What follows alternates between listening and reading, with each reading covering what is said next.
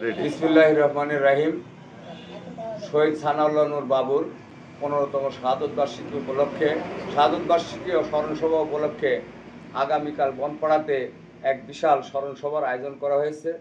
ইতিমধ্যে আমরা স্মরণসভার যে মঞ্চ, এই মঞ্চের কাজ অনেক অগ্রগতি হয়েছে, কাজ চলমান আছে।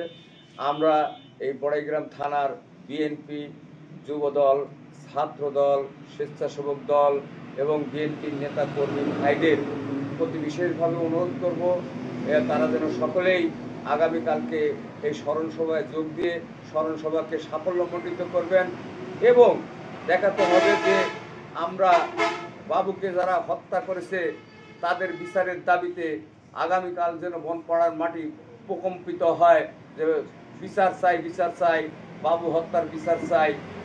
খুন হয়েছে বাবু ভাই, খুনিতদের রক্ষা নাই। আমরা ইতিমধ্যেই আমাদের কাজ সম্পূর্ণ করেছে এবং আমাদের যারা ভলেন্টিয়াররা আছেন তারাও খুব আন্তরিকতার সহিত কাজ করছে। এই ভলেন্টিয়ারদের যেন আগামীকালকেও যেন আজকের মতো ভূমিকা রেখে কাজ করে, এই আশা ব্যক্ত করে আমি আমার সংক্ষিপ্ত কথা এখানে শেষ করছি। আসসালামু আলাইকুম।